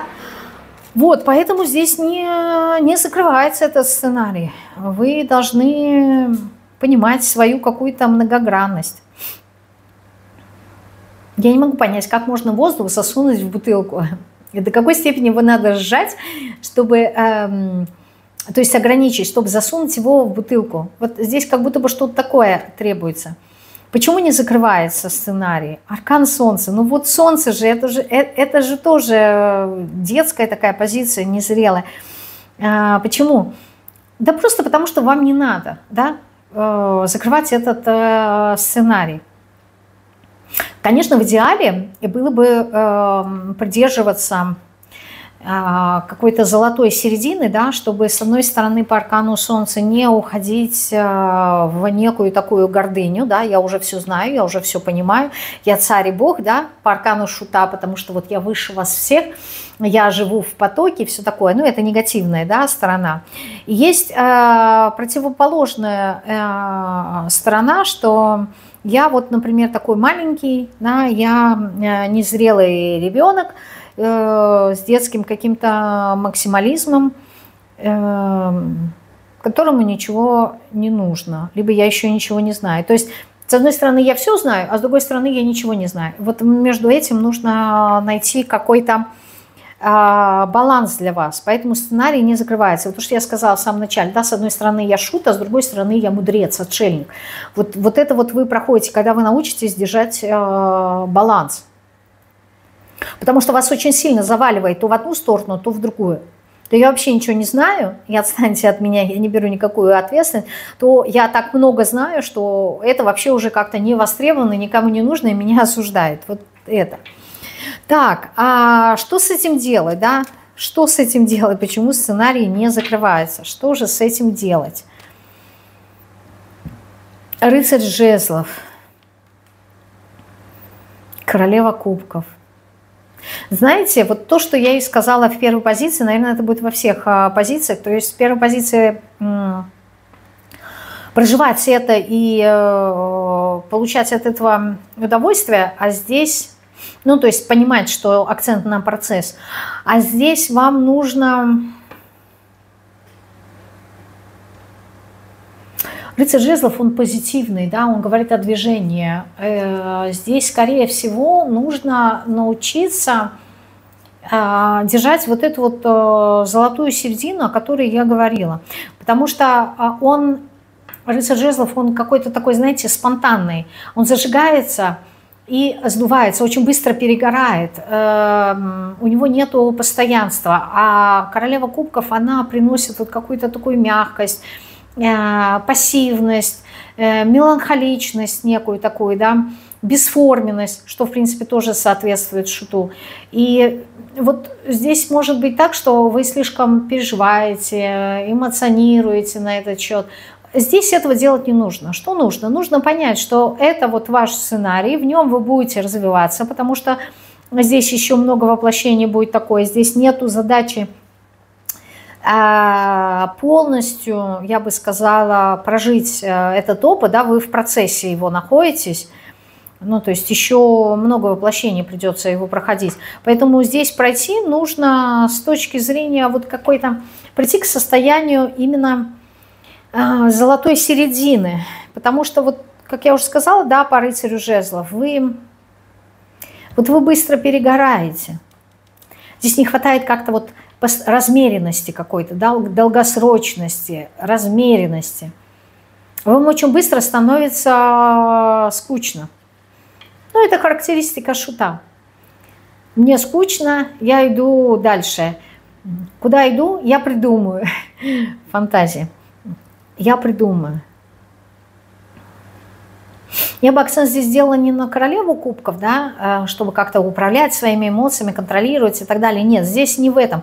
Здесь речь именно в рыцаре жезлов. То есть научиться не перегорать, не выгорать, научиться вот эту вот энергию как-то равномерно продлевать. Какую конкретную энергию? Ну, мага, что я умею управлять этой силой, в данном случае разумности, да, то есть если шут это что-то такое спонтанное, непредсказуемое, без плана, вот какая-то глупость, то маг это разум, это целенаправленная воля на достижение чего-то. Это как конкретный луч, который уже может обрести форму, то есть вам нужно научиться управлять своим разумом, то есть не так хаотично. Вот рыцарь жезлов и шут, они как раз хаотично, да, нету какого-то плана. И поэтому получается, что вы выгораете очень быстро, да, сжигаете себя изнутри, не хватает долгосрочности. Почему? Потому что не хватает вот этого вот планирования, не хватает какой-то стратегии, понимания того, что делать как, вот какой-то последовательности. И поэтому маг говорит, направляй свой разум целенаправленно в контексте какой-то стратегии, планирования, да, конкретно на что-то, что тебе нужно, чтобы это было вот какая-то долгосрочность.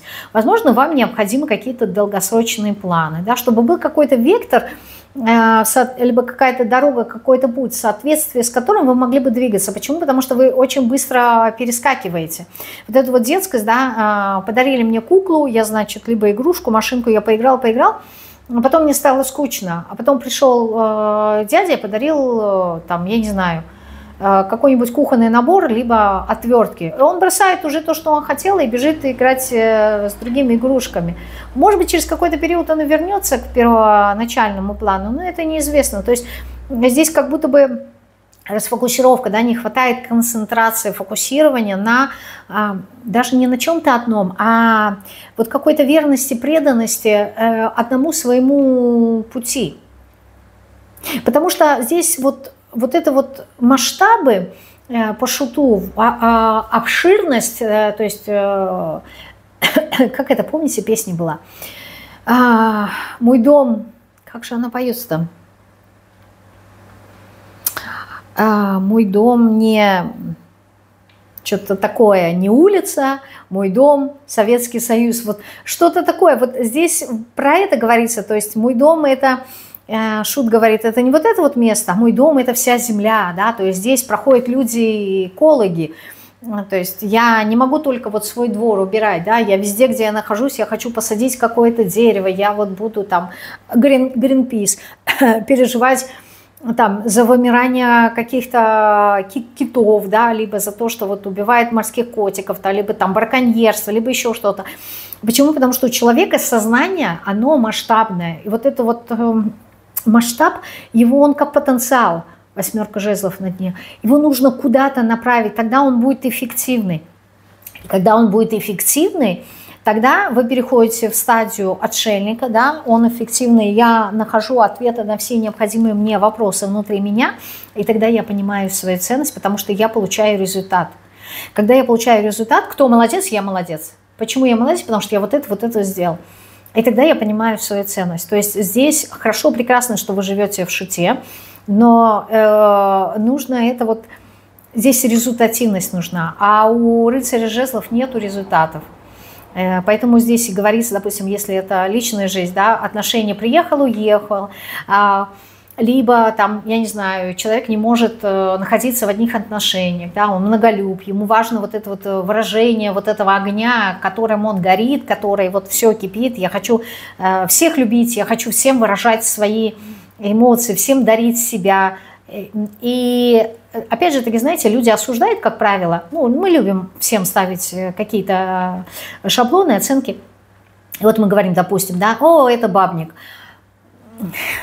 Хорошо, пускай это будет так, но если заглянуть вглубь этого человека, да, понять, почему он не может устаканиться, да, на одних каких-то отношениях, почему ему вот эта потребность внутренняя, да, сменять одного партнера другим. То есть вот в этом тоже нужно разбираться. Проще, конечно, сказать, ты не такой, ты кривой, ты косой, ты там бабник, ты еще что-то.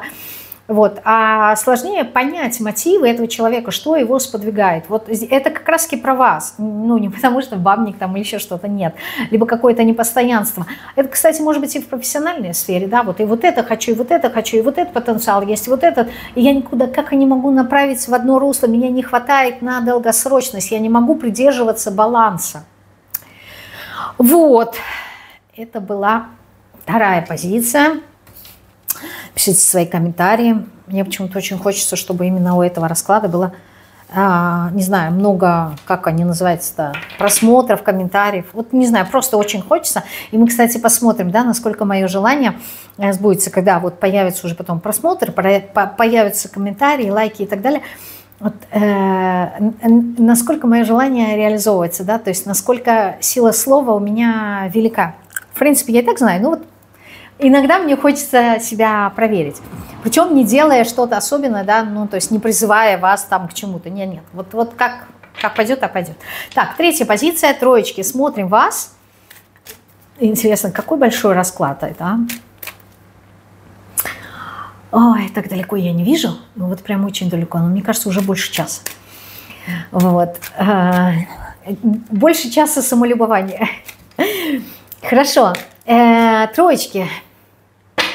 Какой сценарий проживаете вы?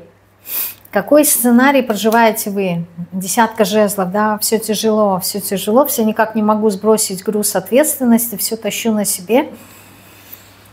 Никто не может разделить со мной этой ответственности, да, то есть здесь люди, скорее всего, больше идут про контроль. Я не могу никому ничего делегировать, никому довериться нельзя, надо все тащить на себе, только я смогу это все сделать.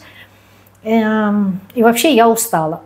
Конечный итог, да, и вообще я устала. Конечно, столько всего по десятке жезлов на себе тащите, на себя взвалили. Так, занавеска это моя собака приперлась. Четверка кубков. Ну да, сценарий того, что я сначала на себя беру много всего, а потом идет выгорание, усталость эмоциональная. Я не знаю, что мне делать, как мне быть. Восьмерка жезлов.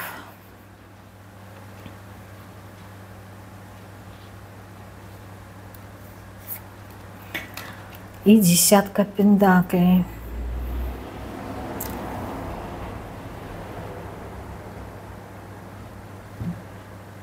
Сейчас, секунду.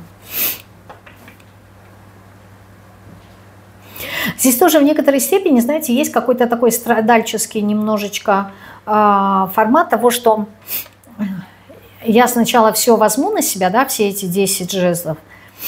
Потом, конечно же, сил у меня нет, происходит какое-то эмоциональное, именно эмоциональное выгорание по четверке кубков, да. Я закрываюсь, я ничего не хочу. Но при этом я думаю о том, как бы вся ситуация начала разруливаться в нужный мне результат по десятке пентаклей. То есть восьмерка жезлов – это десятка пентаклей. То есть как потом в конечном итоге мне прийти к десятке пентаклей. То есть к какому-то результату. Сейчас я скажу, я попробую здесь уловить энергию. Пока мне не совсем понятно, но вот как будто бы с одной стороны я хочу, чтобы мне кто-то помог, а с другой стороны я понимаю, что я сам совсем, либо сама совсем справлюсь, потому что у меня и так уже много опыта, много знаний, и я смогу разрулить эту ситуацию в нужное русло. То есть сначала я все на себя беру, а потом я от этого страдаю. Но потом в этих страданиях я все равно нахожу какое-то решение, которое приводит меня, не просто находите решение, а которое приводит вас даже в дальнейшем к какому-то масштабированию, что ли. Я уточню, здесь интересно, две десятки. Десятка начали, с десяткой закончили. Десятка жезлов и десятка пентаклей. Что вы тут на себя берете? Тройка жезлов.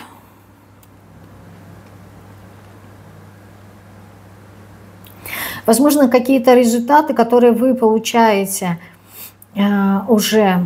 И вот вы как что-то хотите здесь увеличивать, что-то хотите масштабировать. То есть вы тот человек, которому недостаточно какой-то малый результат. Вы все время стремитесь к чему-то большему, к чему-то масштабному. Вот причем, когда вы начинаете взаимодействовать с людьми, вы как будто бы всегда даете больше. Больше, чем люди могут унести, либо больше, чем им надо. Здесь какая-то такая, знаете, роль родительская проходит. Вот матери, только здесь не в контексте заботы, да, ты поел, там, шапку одела или еще что-то такое. Нет. А здесь какая-то родительская, материнская роль в контексте «я знаю, что тебе так надо». Все, завтра ты запишешься в секцию. И вот мальчик говорит: мам, ну зачем мне там ходить на бокс? Надо, я знаю, что тебе надо, это полезно твоему здоровью, вон у тебя дыхание какое. А потом ты еще будешь идти вот где-нибудь в подворотне, тебе поймает, вот сможешь дать отпор. И не спорь с матерью. Вот что-то такое мне здесь. Я знаю, я лучше знаю. А потом, когда происходит какая-то семейная ссора, да, эта мама всегда говорит: только я, вот, причем она начинает как будто бы пилить папу и говорить ему: вот я за все отвечаю, да, все на мне, весь дом на мне, и ребенка забрать в секцию, и в секцию его отвезти, изготовить и убраться, а ты что делаешь, да? В принципе, такие ссоры во всех семьях есть, но вот здесь в данном случае акцент идет на то, что я это делаю, вот как будто бы какого-то признания, что ли, здесь не хватает.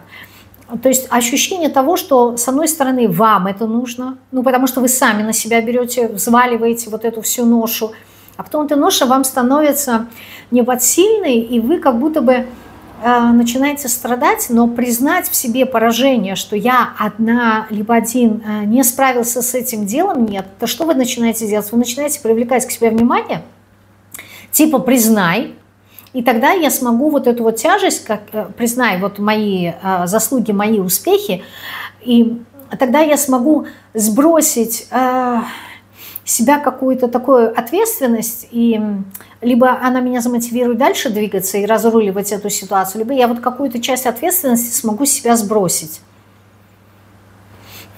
Какой-то здесь такой сценарий.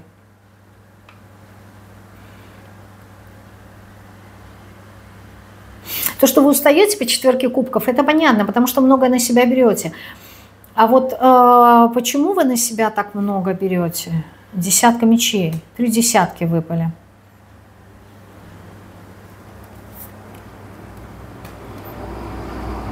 Потому что десятка мечей и 2 пентаклей, как будто бы вот именно через эту позицию приходят перемены. То есть здесь как... Когда вы хотите каких-то перемен, вы как будто бы должны дойти до крайности. Вот вы человек крайности. Вы не можете как-то, не то чтобы полутонов, не можете как-то на полдороги сбросить свою ответственность. То есть если вы хотите каких-то перемен, вот вы как-то будете что-то такое, накопительский здесь какой-то метод идет. Вот я, даже если, допустим, это обиды, да, я сразу не скажу, я их буду копить, пока меня не вот, либо не совсем убьет, и потом я смогу это как-то вот выразить, да, сказать. Либо если это, допустим, усталость. Вот вы тащите, на работе работаете, потом тащите эту работу домой, и вот вы устали, вот вы никому ничего не будете говорить, вот прям копите, потом что-то должно произойти, когда вы про это скажете, когда вот вы от этого как будто бы избавитесь, только таким образом в вашей жизни получаются перемены. То есть вы перемены создаете, вот, доводя ситуацию до крайности. То есть как будто бы вот в вашей жизни нету такого момента, что когда я захотел каких-то перемен, я просто взял и поменял, я что-то сделал по-другому. Вам нужно обязательно довести это вот до крайности, да, то есть пока это вас не разрушит, пока это вас не убьет, вы что-то менять в своей жизни здесь не будете. А вот о чем говорит 8 жезлов здесь?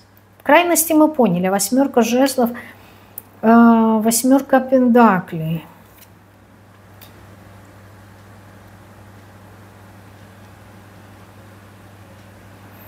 И пара жезлов.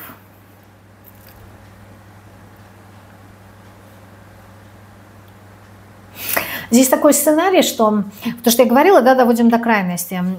Если это, например, касается какой-то профессиональной сферы, то здесь такое чувство вынужденности, да, то есть я давно хочу уйти с работы, либо поменять работу, но я это самостоятельно не сделаю, я не буду увольняться самостоятельно, я буду ждать до того момента, пока меня не уволят, и только потом я буду задумываться о том, как реализовать какие-то свои желания, потому что вот как бы вам здесь донести это момент. Все начинается с того, что вам необходимы какие-то перемены. Вы что-то хотите изменить в себе. Но как это сделать, вы не знаете, вы не уверены. Здесь может быть в каких-то моментах заниженная, конечно же, самооценка. Вот ваше слабое место, уязвимое, это внимание, это необходимость, это нужда. То есть вы не случайно все взваливаете на себя, потому что вы хотите быть нужным, вы хотите быть полезным. Вот, возможно, вас в детстве как-то, я не знаю, то ли воспитывали, то ли как-то вот наказывали игнором. И вот это вот игнорирование вас, это вот самое такое вот холод какой-то, да, когда на вас не обращают внимания, это самое большое для вас наказание. И вот чтобы вот этого не было, вы все время заваливаете на себя. И здесь получается так, что хочу каких-то перемен, допустим, в профессиональной сфере, но я сам не буду менять это, потому что я не уверен, потому что мне нужна поддержка, мне нужна, не знаю, какое-то направление. Вот вы при всем вашем мастерстве, вы можете быть классным, суперским мастером, вы все время будете сомневаться именно в своих умениях. Именно даже не в том, насколько это качественно работает или нет. Вот вы все время сомневаетесь, а действительно я так. То есть, допустим, если это какие-то эзотерические, да, направления, вы прекрасно знаете, что вы считываете пространство вот на раз, два, три с закрытыми глазами, вообще без каких-либо инструментов. Но вы все время будете сомневаться и говорить, а может я придумала, может быть я выдаю желаемое за действительное. Вот здесь все время какая-то неуверенность присутствует. И вот это вот сценарий здесь, он с этим связан.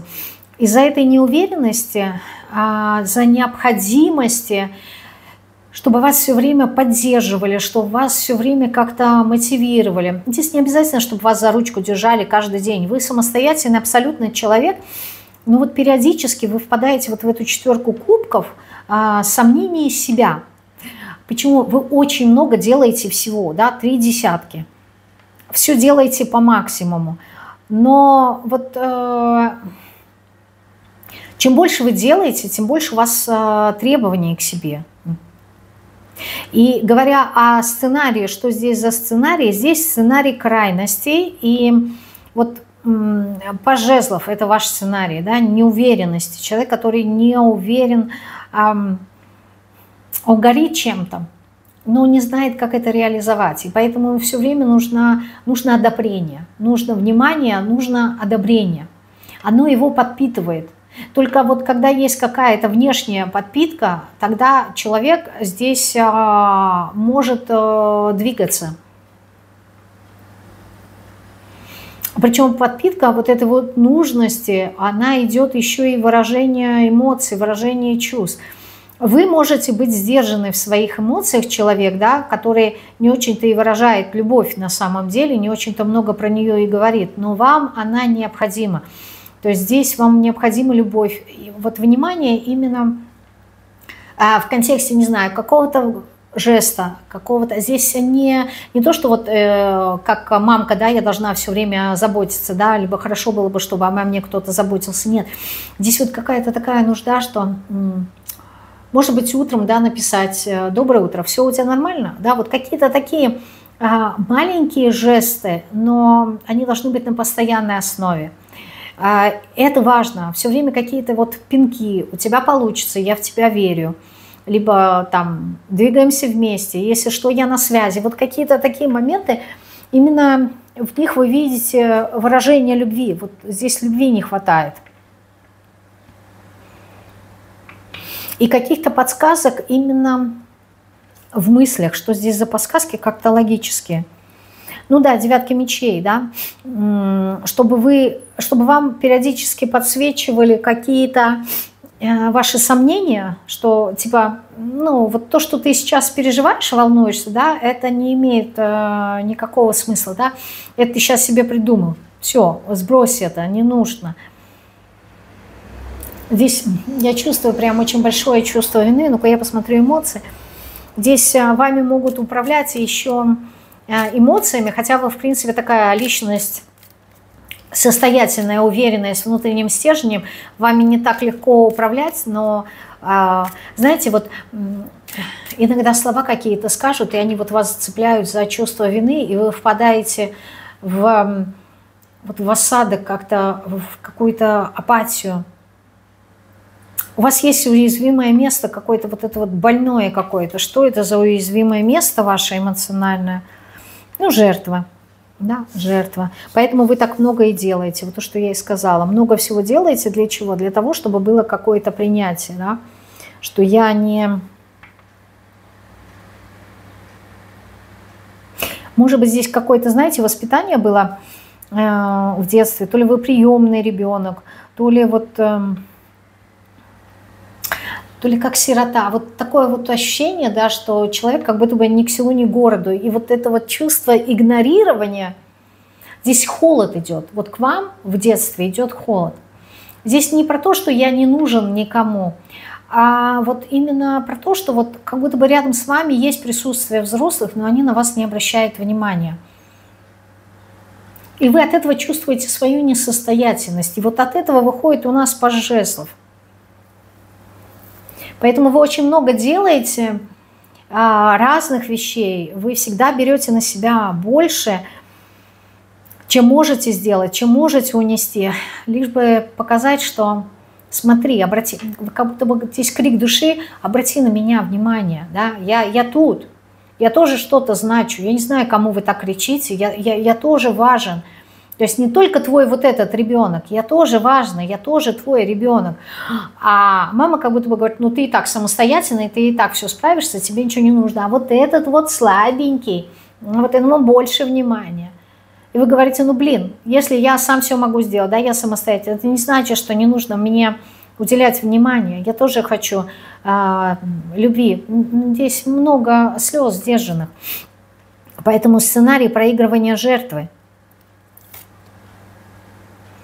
Чувствовать себя нелюбимым. Ну, то, что я сказала, да, здесь есть вот это чувство, я чувствую себя нелюбимым. Вот, и так у вас на протяжении всей жизни. Причем интересный такой момент, что этот сценарий, вы всегда находитесь в кругу людей. Вокруг вас всегда много разных людей. То ли вы работаете в большой какой-то компании, где много людей, то ли у вас очень много клиентов, то ли вы как-то, вот я не знаю, все время находитесь в соцсетях, на сообщениях, на звонках. Вот все время есть какая-то движуха, взаимодействие с людьми, прям вот большое количество. Да? Это не 5, не 10 человек, а это как, знаете, как заходишь в какой-нибудь торговый центр, вот там много людей. Вот у меня такое ощущение, что вот вокруг вас вьются очень много людей. И при этом вот эти вот хороводы людей, они ни о чем. Вы не чувствуете близость никому. Даже если у вас есть своя собственная семья, у вас нет вот этого вот чувства, особенно если здесь мужчина, он все время будет чувствовать, что меня любят только потому, что я работаю и приношу деньги в дом. Не потому, что я личность, и меня можно любить. И это, опять же таки, это есть иллюзия, да, я не могу сказать, что так оно и есть на самом деле, вот, что, допустим, если вы мужчина, да, вас не любит ваша жена, либо вас не любят ваши деньги, но у вас этот сценарий проигрывает, вы в него верите, и вот вы никогда не поверите в то, что вас любят по-настоящему, либо с вами можно дружить по-настоящему, потому что это чувство, оно внутреннее, оно не зависит от других людей. Вы его взращиваете, вы его подпитываете, и вы так себя ощущаете. То есть даже если будут люди, которые будут давать вам это внимание, вы их будете отталкивать, потому что этот сценарий, его важно прокручивать внутри себя. Ну, то есть у вас есть потребность этого сценария, существование этого сценария. И поэтому, когда есть что-то противоположное от нашего сценария обычного, мы это исключаем. Ну, мы от этого уходим, избегаем. То есть если будут в вашем окружении люди, которые будут показывать вам вашу важность им, вы их будете отгонять под предлогом того, что «Ой, какой назойливый человек, слушай, ну как ты мне надоел, все время звонит, все время что-то говорит». А на самом деле это то внимание, которое вам необходимо. И когда вам даются, вы... Ну, этот человек, он не вписывается в ваш сценарий, потому что ваш же сценарий «я одинок, меня никто не любит, и я никому не нужен, да, я изгой». А тут человек вам показывает противоположное. Поэтому что мы делаем? Мы убираем этого человека из своего общества под предлогом того, что он назойливый, он мне не нужен. Так, еще какие здесь эмоции? Ну, борьба за власть. Да? Борьба за власть – это ясное дело, все время сражения. Борьба, я бы сказала, не за власть, а за внимание, да, я все время буду бороться с самим собой, либо с кем-то другим, да. Еще раз скажу, если здесь смотрит мужчина, когда ваша жена родила ребенка, либо рожает ребенка, вот здесь будет какая-то ревность по отношению к ребенку. И скандалы в основном, они идут на почве того, что почему-то ребенку уделяешь больше внимания, а не мне. Иногда такие моменты, когда слышишь в жизни, и тебе кажется, ну блин, ну тоже закрутил, да, сравнил взрослый человек с немощным каким-то ребенком. Но такое тоже имеет место быть в жизни. То есть вот борьба за внимание. Ревность может быть, почему ты вот уделяешь больше внимания там ребенка, а не мне. Либо там с мамой со своей ты больше времени проводишь, чем со мной. Ну, то есть вот какие-то такие моменты. Это просто сценарии, это не есть ни хорошо, ни плохо. Ну, в принципе, мы их рассматриваем. Вот эти вот сценарии вы проживаете. Почему они не закрываются? Почему они не закрываются? Аркан влюбленных. Король Пентаклей. Потому что вы должны выбрать путь именно по королю Пентаклей. Путь стабильности, путь изобилия. Для этого вы это изобилие должны найти в себе. А когда у вас сценарий неуверенности, да, и меня не любят, что есть любовь? Это состояние изобилия, да, когда ты наполнен этим чувством, что я люблю, не меня любят, а я люблю присутствовать, вот это вот такое экстатичное состояние единства всех со всеми. Тогда не возникает вопрос получить подтверждение, получить какое-то внимание. Я и так знаю. И вот здесь король Пентаклей, он говорит про изобильность, изобильное, богатое, вот про богатство, про внутреннее. Вот вы должны выбрать именно вот это вот состояние богатства. Кстати, это причина, связанная с вашими финансами. Если вы задаетесь вопросом, что не так с финансами, здесь вот это вот причина. Причина в этом. И поэтому здесь нужно определиться именно с внутренним изобилием, внутренним богатством. Вспомнить, у вас было это состояние по шестерке кубков уже в прошлом когда-то.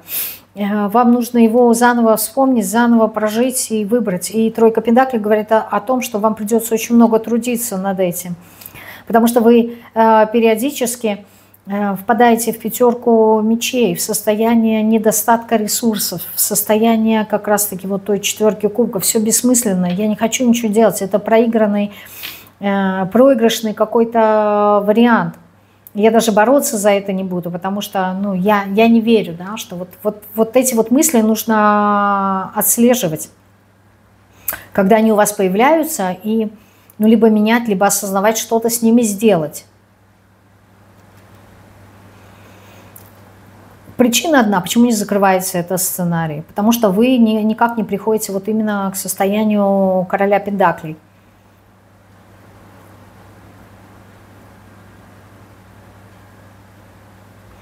Вам важно увидеть вот это вот внутреннее богатство. Так, хорошо, что с этим делать? Что с этим делать? Семерка жезлов.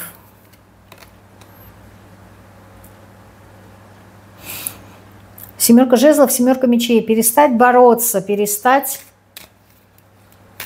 отчаянно, вот прям вот эта вот борьба за власть, то, что там проигрывался сценарий, он идет как раз-таки на семерку жезлов. То есть что вам нужно сделать? Перестать отчаянно бороться. Почему? Потому что семерка мечей здесь говорит о том, что это какая-то ложь, это самообман. Вот вы находитесь в борьбе, в каком-то бесконечном напряжении, да, что все нужно отстаивать.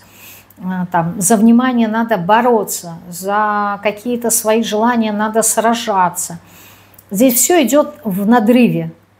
Вот уберите этот надрыв. Здесь надо пересмотреть, во-первых, изменить свое мировоззрение. То есть вот то, что я покопалась в детстве, да, это нужно осознать вот эти вот сценарии, так ли это, и после этого менять немножко свои взгляды, да, свои убеждения. За что вы тут все время боретесь? Здесь борьба идет по семерке пентаклей, да. Это что я сказала, 5 мечей, 7 пентаклей. Борьба за то, что я так много делаю, а ничего не получаю взамен. То есть вот вы все время как-то растрачиваете свои силы, то, что я сказала, на то, чтобы доказать кому-то, вот посмотри, я столько всего сделал. Иногда, может быть, какому-то другому человеку вы здесь доказываете то, что, смотри, я столько сделал для себя, либо вообще, обрати внимание, я столько всего достиг в своей жизни, а ты все равно меня считаешь, там, как будто бы маме говорите, что я какой-то маленький ребенок и никчемный. Допустим, человек стал рок-звездой какой-то, да, там у него миллионы подписчиков где-нибудь в соцсетях, он зарабатывает деньги, а в глазах мамы он бездельник, ничего не делает. Это кто ты такой, ничего, сидишь вон там, я не знаю, в соцсетях все время и либо на своей гитаре дринкаешь. А человек, он известный, но в глазах мамы он не дьявол на дне. Зависимость, разрушающая какая-то такая энергия. А в глазах мамы он никто. И человек все время как будто бы старается доказать. То есть он не наслаждается по королю пентаклей, да, не получает удовольствия вот от комфорта, того, чего он уже достиг, насколько он уже внутри богат. Ну, здесь все время человек должен кому-то доказывать, бороться за что-то, отстаивать свою позицию. Не на то смотрите, но это ясное дело, потому что вы же сценарий проигрываете, поэтому вы смотрите на то, что будет подкреплять этот сценарий. 7 мечей, в чем здесь самообман?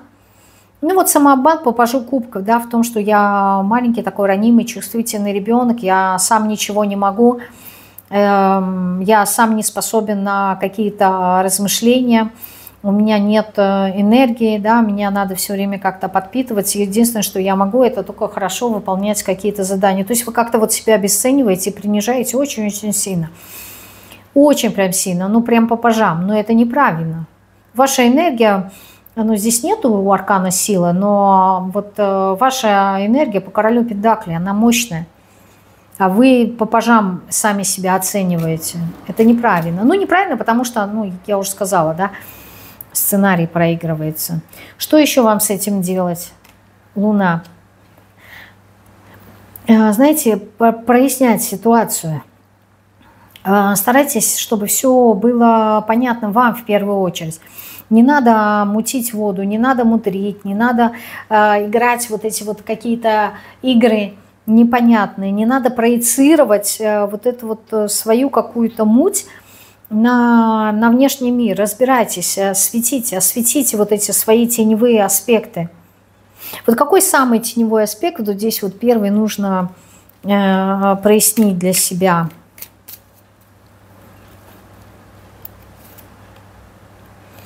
Жадность, да? Жадность в контексте... Ну вот вам эмоций не хватает. Вам нужно найти какой-то для себя источник эмоций, постоянно наполняться. А какой эмоцией надо наполняться? Бунт, да? То есть перестать, борьба здесь. Перестать бороться, перестать доказывать. То есть здесь, скорее всего, состояние какого-то такого, знаете, спокойствия, равновесия. У меня ощущение того, что вот вам в творчество каким-то образом нужно. Как, знаете, творчество как хобби, но не на постоянной основе, а как некая такая терапия.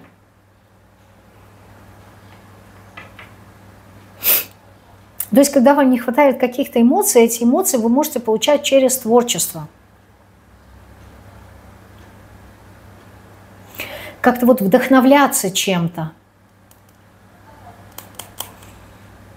Здесь много бунт. Так, а на дне мыльная опера.